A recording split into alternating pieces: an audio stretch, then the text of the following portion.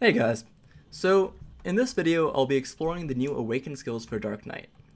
Now unfortunately I'm not level 60 yet, so I will not be able to use one of the most anticipated ones, which is Wheel of Fortune, Absolute Wheel of Fortune. However, the other three that are most exciting are Obsidian Ashes, Corrupt Ground, and Lunacy of Vedere. So I'll be showing you guys the damage difference between the fully maxed versions of these skills and then the absolute versions. And I'll be doing this at Wandering Rogues, because Wandering Rogues is a great place. So we'll have to find one of these big guys first. So, this is Obsidian Ashes, just the normal, non-absolute version of it. And as you can see, his health drops down to about 55%. So let's just get out of here. We'll just get over here. So 55% is, so we did about 45% of one of those big guys' health with Obsidian Ashes regular. Now if we make it absolute, go back to the same one, see if he's dead yet. No, he's not. Perfect. Alright, so he still has 55% of his health left. So absolute kills him, just straight up. So it does at least the extra 10%. Let's see if we can kill this one right here. Or we'll see how much damage it does in a second. Yep, it straight up kills off these Wandering Rogue giant fighters. So you can see that the damage of Obsidian Ashes has more than doubled, and you can see this in the tooltip as well. So you can see it used to do 482 times 4, and now it does 984 times 6. Critical hit rate is plus 100%, just like it used to be. And it's gone from 7 targets to 10 targets. It also does bound on good hits, which is pretty nice. And the accuracy rate stayed the same. Now the damage on this is actually pretty comparable to the best normal skills. So if you look here, it does 1070% times 3, and then 392 times 11. So this one deals about 7,000% damage. Over here we get 981 times 8, and this is 984 times 6. So it's not quite on the same level, but it's pretty close, and it's got huge range too. If I just target these guys over here, you can see I can hit them from all the way over there. Whereas, just get right over here. You can see the only skill I could probably hit this guy with would be Seed of Corruption, which is probably my favorite Dark Knight skill just in general. So, yeah, it's awesome. So that's Obsidian Ashes, the absolute. But there's a few other ones that are pretty good as well. So let's just reset all this. Corrupt Ground is one that a lot of Koreans take for the extra resource generation. So you get an extra 40 mana per good hit and an extra 40 HP per good hit, and it goes from 7 to 10 targets, which means you can get a maximum of 400 mana and hit points with one hit. So let's just test out the absolute version first. Oops. Did that put it on? Oh my god. They managed to crowd control me during the... Alright, we'll just kill these guys. Oh, and I got one of the Lavientia's ring things. Just auto them to death. Alright, we should have the ground effect back. So we won't use a back attack because that would do a lot of damage.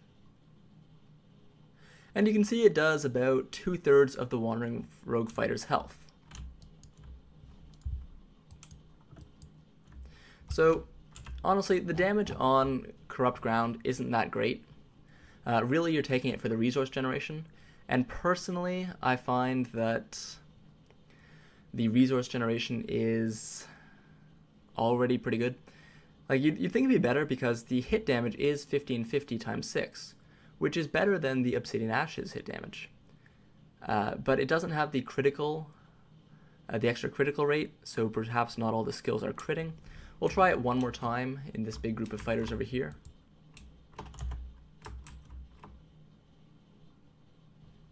And yeah, you can see once again, on this one it did about 60%, and on this one it probably did about 70%. So that's not actually that impressive in terms of damage. You'd expect a bit more. And with how long the cooldown is for this skill, like seriously, Corrupt Ground has a huge cooldown. It's 20 seconds long. You would expect a bit more. So we'll test out before the Awakening as well. So before the Absolute.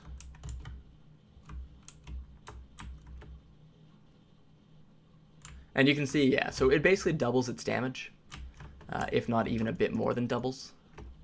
But that's really not that special when you consider just how much damage you can do with Awakening skills and skills that have a much lower cooldown as well as much lower cast time. So I'm not really too sold on Absolute Corrupt Ground. Just put that all the way back.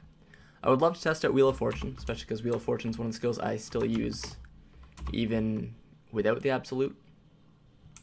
But I'll have to wait till I hit 60 for that. Might actually start leveling again for that. And the final skill that people recommend is Lunacy of Vedere. So let's test this out. We'll test out the normal first, and then we'll test out Absolute. So Lunacy of Vedere is, for those that don't know, the 100% skill for Dark Knight before she awakens. So I normally have it on a different hotkey, but we'll put it on the hotkey number 4. So there were some pretty big differences. 2 of them went down to 10%, 1 of them went down to 50%. We'll kill them off. Now let's try it on this one over here. So I wonder if I got a back attack on those ones. So it seems to do anywhere between 50 and 90% of their total health. We'll wait till we hit the skill again. Yeah, on this one it did a bit more damage. And that could be for a number of reasons. If we just look at the skill itself, find out a bit more. Critical hit rate time is plus 100%. Accuracy rate is only plus 5%. So we might be missing a few of these hits. Probably not, seeing as a much higher level. And I do have quite a bit of accuracy on my gear. But we could be missing a few of the hits, even though there's only 6 hits. There could be any number of reasons. Lunacy of Vedere is probably just going to straight up one-shot. So if we go over here. Yep, straight up one-shots them. And I'll say Lunacy of Vedere was already pretty good damage before the Absolute version, which more than doubles its damage. The Absolute version of Lunacy of Vedere goes from 568 to 1210, which is absolutely comparable to Awakened skills. It's quite a bit better than Obsidian Ashes, although it's got a longer casting time, and it requires you to be straight up in your enemies. And you also get super armor during the cast. And you can see, right, just straight up destroys the opponents. So if I just wait for that cooldown to go away, we can test out the non-awakened version of it one more time. So let's head over here again.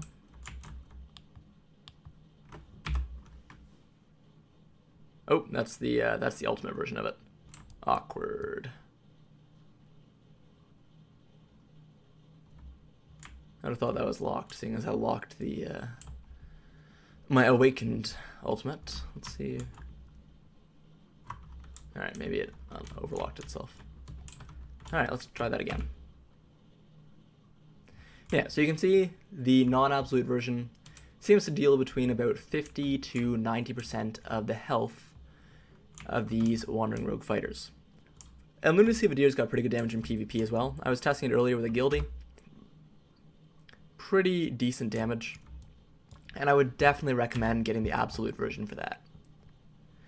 So the final skill is Wheel of Fortune, but we can't test that. But there are a few other skills that have absolute versions. I would not really recommend getting absolute Shadow Bullet, even if it's only 15 points, because Shadow Bullet really is just used for the stiffness. You don't really use Shadow Bullet. So this is Shadow Bullet right here, and this is Air Bullet. You don't really use Shadow Bullet for damage. It's purely for crowd control in PvP, crowd control and evasion. so you don't need to worry about it doing a bit more damage because it already does absolutely pitiful amounts of damage. You can get Absolute Creek's Muscle Training, but it's not really necessary. Absolute Split Second, it's not a bad skill. It doubles the damage of Split Second, but Split Second's damage isn't really amazing. Just like with Shadow Bullet, it's mainly there for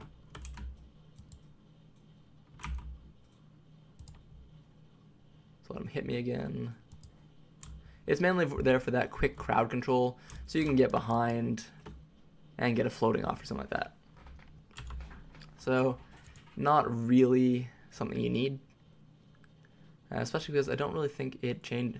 The only real thing it does is it reduces the cooldown by 1 second, which is pretty good if you need that 1 second to get another split second off, but realistically you're using it opportunistically, and in the 4 seconds you're probably going to be trying to get a combo off, and if you don't get a combo off, yes, you can reset to try and use split second again, but there's not too much else you can do. Spirit Hunt does have a 3-second cooldown, I believe. Go to Spirit Hunt. Yeah, 3-second cooldown. But, so if I go back here, you can already see that even without the absolute version, it comes back at pretty much the same time anyways. So you don't really need absolute split second. Absolute Scarring Slash, no one uses this anyways, so it's kind of unnecessary. Same with Absolute Sudden Attack. Absolute Unveiled Dagger, not really necessary once again. Same with Absolute Hidden Strike. It could turn out that these become necessary. So you got Unveiled Dagger here, down attack. Attack speed plus 10%, you already get that. Bleeding damage, you already get that. It's got a bit more, but whatever. Stiffness, you already get that. Hidden Strike 3, stun and good hits, mark create on target. So you already get all this. This one does increase the critical hit rate, but you only get 2 hits out of it. And realistically, you're not going to be using this when you can just be in Awakening. If you're using Airstrike at all, it's purely to set up a combo. So, Airstrike, and then you would just go into Awakening. So you don't really need the follow-ups of Airstrike at all. Absolute Airstrike itself, I personally don't really think you need it either. Hit damage, extra hit damage, critical hit rate, accuracy, max 10 targets, invincible floating bound, down attack, air attack. So realistically, there's no reason to get the absolute version either. It just increases the damage, which is, it doesn't increase it enough to be noticeable, unlike with Obsidian Ashes or Lunacy of Vedere. Slanted Balance actually has some pretty high damage. So let's look at absolute slanted balance. Let's find ourselves an enemy over here. So slanted balance is down. That was actually some pretty high damage. I'll be honest, that's a surprising amount of damage. Now let's test it without. So slanted balance. That increases the damage a lot. Without, the damage is pretty poor, I'll be honest. With, the damage is pretty high.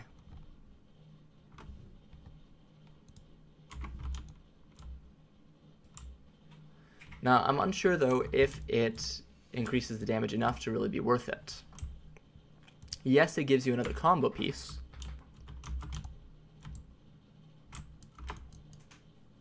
But I'm not sure if that's enough to really be worth it, especially with how well the Awakening flows for Dark Knight. Because I could see something like, and then if I used Lunacy of Vedere after that, and Wheel of Fortune, I could have some pretty good damage. But honestly, the Awakening for Dark Knight is pretty stellar, so I'm not sure you need something like that. It is a down attack, and it is an air attack. And it's got floating on good hits. So I could totally see using that. So that's the damage after a single airstrike into slanted balance. Let's test that again. We'll find another loner. This guy. So that's actually pretty decent damage. I'll be surprised. Slanted Balance is surprising me. That is not too bad. How many points does it cost? 30 points. That's kind of steep. And what about the prereqs? 16 and 25, 41. So you're looking at investing 71 points into that to get that, which is pretty high. But yeah, that damage is pretty surprising, I'll be honest. Pervasive Darkness, yeah, it's 964 times 3, but I don't really think you need it. Pervasive Darkness is the space. Actually, that's some pretty decent damage as well. Let's try maxing all of these. So I'll have to give something up here.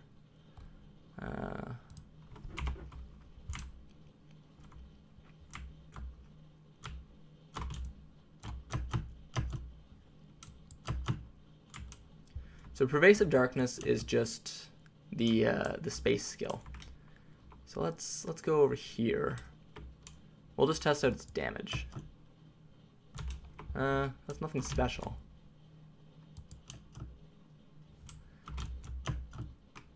So what I want to know is, can I use it right after Slanted Balance? Because then that could be a pretty powerful attack.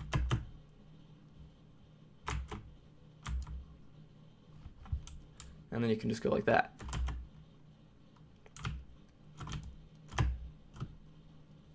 So that one-shots Wandering Rogues on a pretty short cooldown, but Wandering Rogues are not very powerful.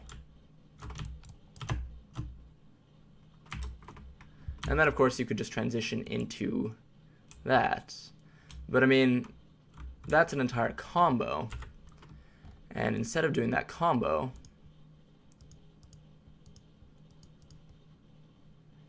you could just use something like Absolute Lunacy of Vedere for better damage. And just go. Of course, that's on a 15-second cooldown, which is a little hefty, but that's not too bad, honestly. So Slanted Balance, I'll be honest, that's actually pretty damn good. I'm not too... Pervasive Darkness, it could be good. It's on a pretty short cooldown, so would have to see. But it doesn't provide mobility. It does have a forward guard, which Dark Knights can use. Forward guard's not bad. And it's got damage reduced in PvP. Same with Slanted Balance, but I mean, most things have damage reduced in PvP. Darkness Burst, the damage just doesn't look high enough to warrant that. What about Scarring Slash? No, damage isn't very high there. Let's see if there's any other hidden gems in terms of damage. Absolute Ravage Rake. I don't think that it just seems like the time there would be too long.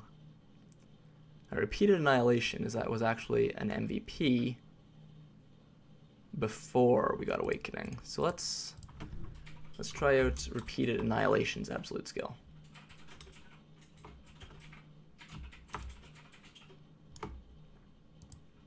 That's not too bad.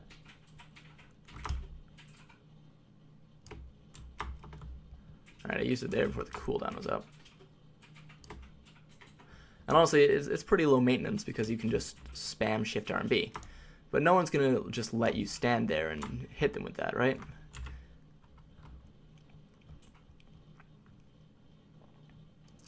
Damage reduced in cooldown, damage reduced in PvP, mark create on target on good hits. So it does create a mark if you have Imperious Command learned. But... and the damage isn't bad, I'll be honest. That's not too bad. Alright, what about Enforcement? Ultimate Enforcement. That seems pretty high. Let's try that out. Alright, so for a single strike, that wasn't bad. Wait for it to come off cooldown. That was interesting. Oh, come on.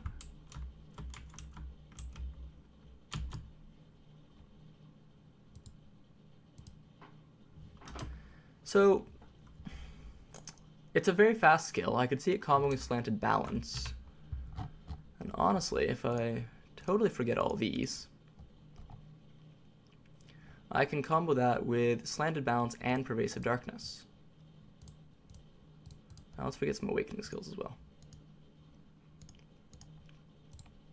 I need skill points for this. Oh, not airstrike. So we want to go something like, actually I might as well get airstrike. We want to go airstrike into slanted balance.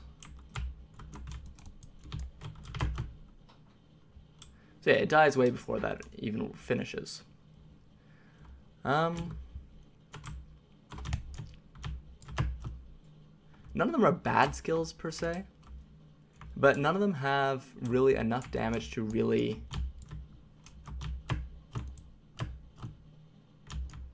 change how Dark Knight plays, especially because Dark Knight's all about, especially once you get the Awakening, Dark Knight is all about that AoE. So I mean, that's got some decent AoE on it. And if you're really into the Kriegsmesser, I could totally see someone using an absolute skill only build. But when you can just do something like that, and that's with me removing all the points from it, they would have just died if I had all my points in it. On such a low cooldown too, and Spirit Legacy is spammable. Like that's with it being on cooldown, and it still murders all those guys. Like yeah, like Spirit Legacy, much easier. You don't need to do any of that. You don't need to use any combos.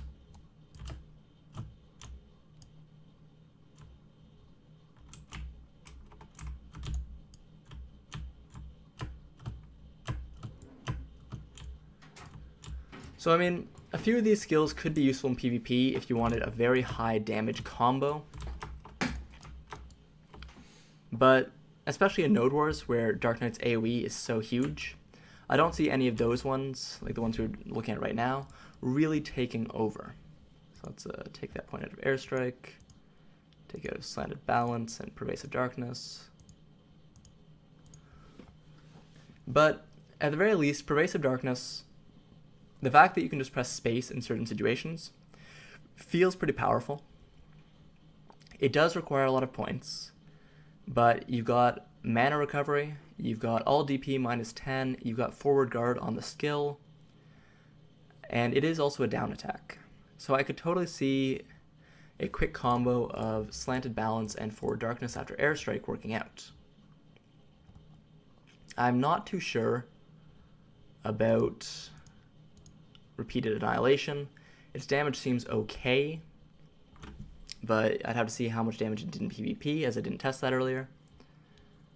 Absolute enforcement is also a down attack, and it has stiffness on good hits, which is not bad. It's a very fast attack, has some pretty good range. If I go over here,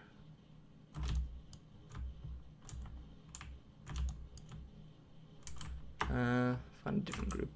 That was the Awakened version. Got some pretty good range.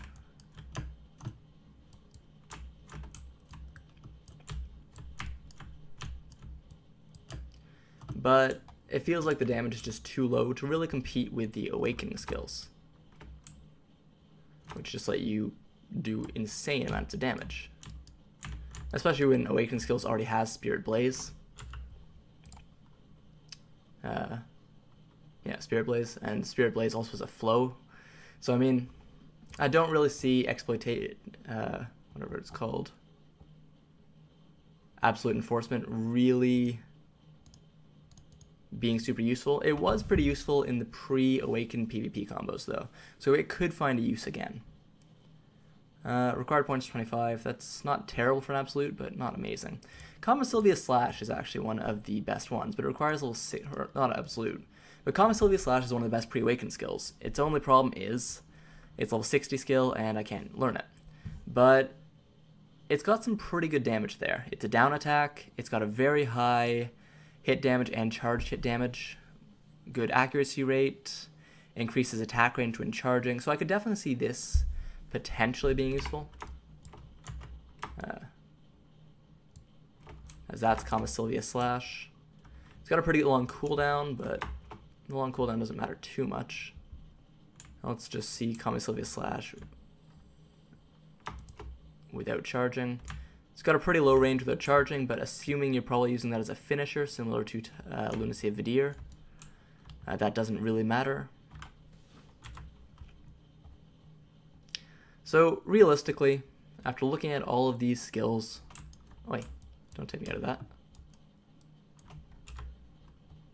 I would definitely say Lunacy of Vedere is probably the best absolute skill that I've been able to test.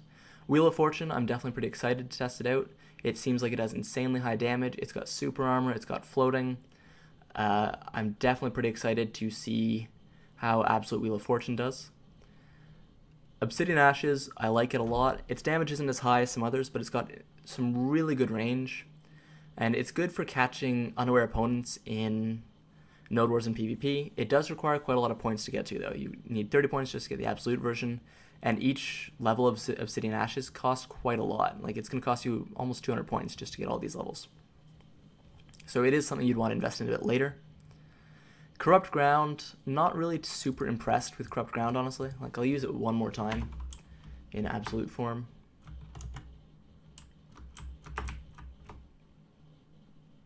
It's just, the damage is just not that impressive, I'll be honest. Maybe if it had a bit more damage, maybe if it did a bit more. Well, I'll even try hotbarring it, just in case there's something I'm missing.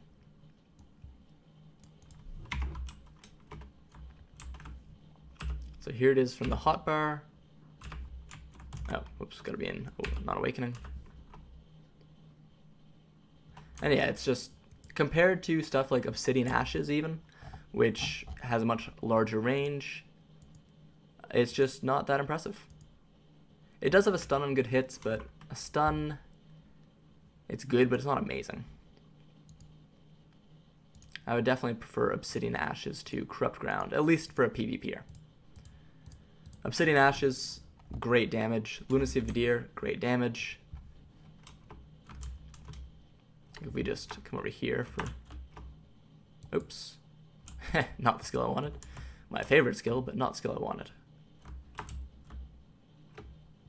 So that's Obsidian Ashes on a Violent Rogue Soldier. And that's Lunacy of Vedere.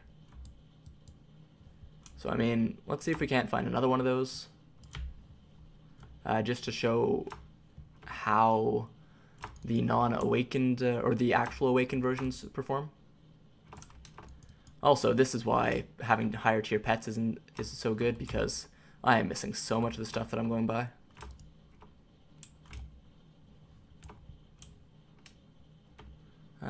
Here we go. So, yeah, I would say that at the very least, Lunacy of Vedere and Obsidian Ashes are definitely worth the skill points if you are looking to put some more skill points into absolute skills. They do pretty good damage. They're pretty powerful skills in their own right. Like, you can still use them even without the absolute skills. They're still usable, or they were still usable. Now that they have absolute versions, they're even better. So I would definitely say, if you're looking, as a Dark Knight, if you're looking for some absolute skills to put some points into, my personal suggestion is the first one, for sure, Absolute Lunacy of Vedere. You probably already have Lunacy of Vedere on your skill bar, so just getting an extra point, it only costs 35 points, which isn't terrible for an absolute skill, is a pretty good one. Wheel of Fortune, if you can get it, looks to be amazing. Like, just the numbers look great, but then again, the numbers look great for Absolute Corrupt Ground as well. So I'll have to test this out once I hit 60. Obsidian Ashes feels great. It's a really cool looking skill. It gives you some long range ability outside of just Seed of Corruption. Like, seriously.